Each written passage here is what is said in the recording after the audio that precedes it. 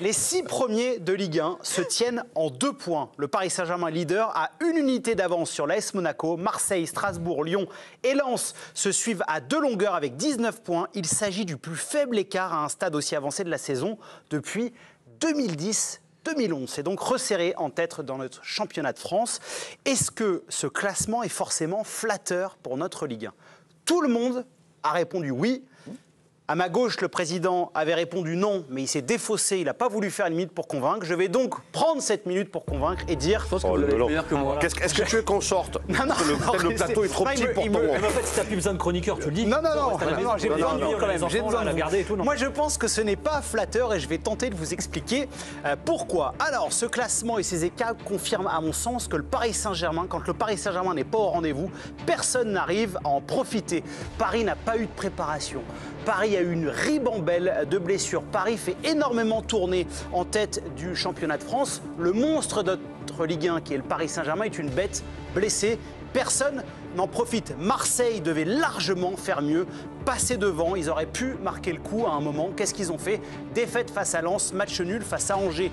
Le fait que l'AS Monaco soit deuxième de la Ligue 1, alors qu'ils ont changé de technicien, que cette équipe est excessivement irrégulière, ça m'interpelle énormément.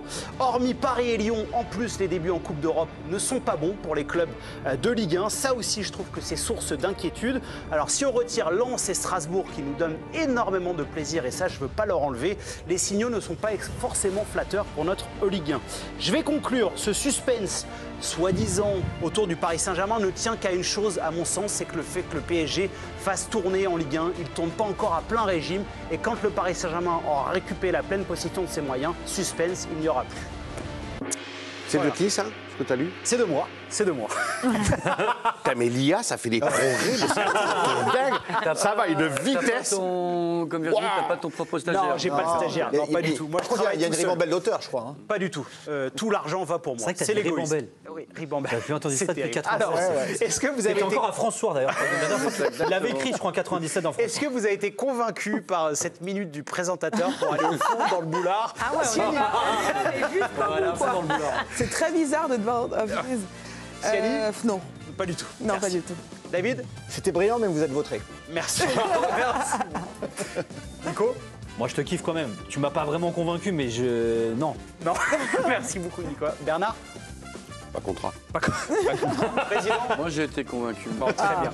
Je vais commencer... Non, je rigole. Non, mais si, moi, je veux bien commencer. C'est hyper passionnant pour nous, les journalistes, parce qu'il y a du suspense. Normalement, au bout de 4 journées, c'est terminé. Le PSG est champion. On suit d'ailleurs un championnat dont on connaît le nom du vainqueur avant le début de la compétition. C'est vraiment rageant et ralent. Là, pour une fois, au bout de 10 journées, il y a match. Mais il y a match parce que, comme tu l'as dit, le Paris Saint-Germain n'a pas eu de préparation et est en train de la peaufiner et de la faire, comme a dit fort justement lors du précédent débat Bernard. Et les autres gros, qui devraient profiter de ces faiblesses parisiennes du moment, se sont pris les pieds dans le tapis.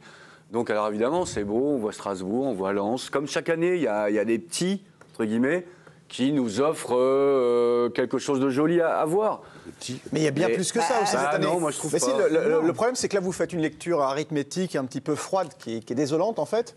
Mais pas froide. Non, parce que la réalité, c'est qu'on a une Ligue 1 qu'on n'a jamais vue depuis des années. Elle est emballante, il y a un spectacle de dingue. On est deuxième au niveau des buts marqués par... spectacle et suspense, non, David?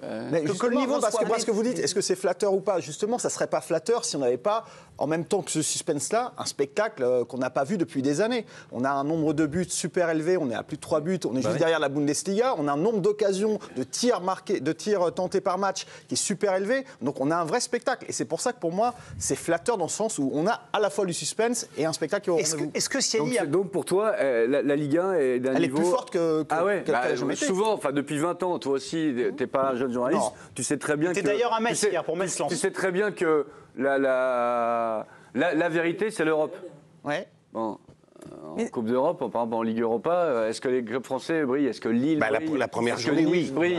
La première journée, oui. Non, mais là, ça me fait on est à 3 ou 4 là déjà, Bernard. Non, la première journée de la Ligue des Champions et de la phase de groupe de la Ligue Europa. Ça a marché. Sur la Strasbourg, deuxième- on est pas mal cette saison. Là, on est la deuxième. Non, ça n'a pas marché. Oui, mais Non, on est la troisième, Bernard. Oui.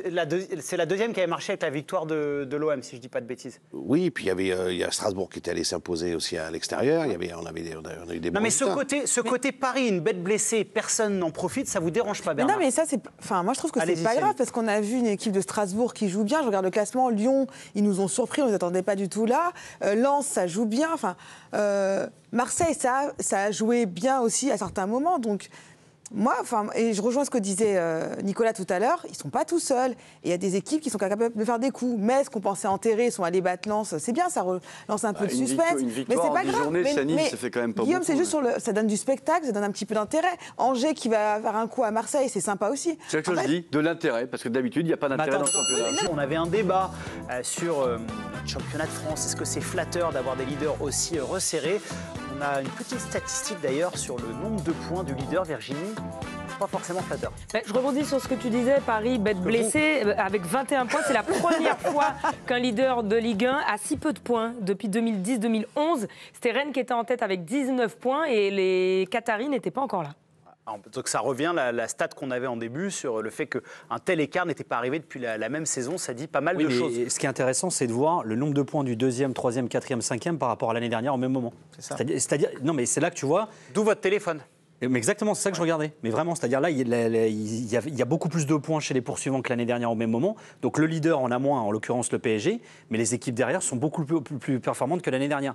Moi, je partage l'analyse de dire, en gros, le juge de paix pour voir si vraiment t'es bon ou pas, ça sera la Coupe d'Europe. Bon, pour l'instant, c'est encore un peu tôt, mais pour certains, c'est très mal barré. Mais moi, je trouve que... Vous pensez à Nice? Ouais, Nice, c'est au-delà de mal barré, mais à la limite, on le savait.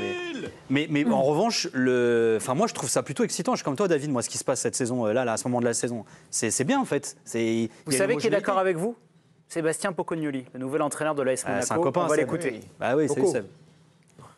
Je viens d'arriver, donc je tombe un peu dans ce classement, mais ouais, je pense qu'il faut voir ça de manière positive parce que c'est-à-dire que le championnat français est cette année assez solide dans le haut du classement. À un moment, ça va un peu se détacher forcément et ça se jouera peut-être sur des détails sur l'avenir, mais voilà, ça veut dire aussi que ça peut être positif pour ces 6 équipes de se tirer vers le haut et voilà, j'espère qu'on se détachera de manière positive d'ici quelques semaines. Nico, Paul Giffard, qui travaille avec nous sur cette émission, me glisse dans l'oreille que l'an ça va passé, jouer sur des détails non, mais aussi que l'an passé, Marseille avait un point de plus et que Monaco avait le même nombre de points, mais que c'était Paris qui était largement leader. Mais moi, je ne vous parle pas forcément de Monaco de Marseille. Je vous disais que, Ah, d'accord. moi, je vous dis que Non, mais- les poursuivants au classement, tu vois, l'année dernière, tu avais le PSG avec 23 points, Monaco 20, Marseille 17, Lille 17, Lens 14. Non, Lyon on est à la 14, J10, on n'est pas à la J9, il vous manque un match. Ah oui, il manque un match.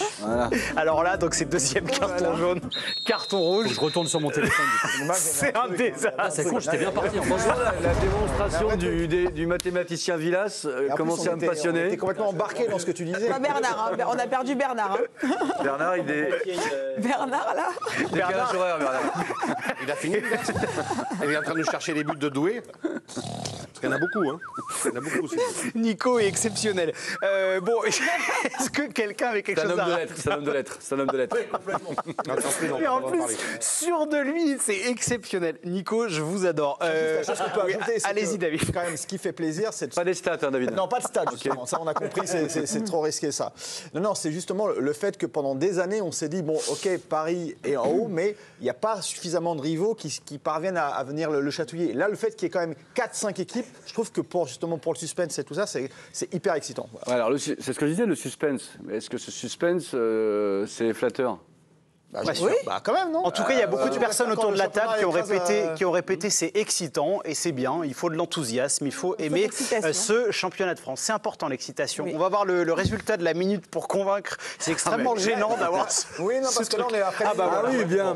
Et ben je me suis fait ratatiner, c'est bien, ça va me remettre les pieds sur terre.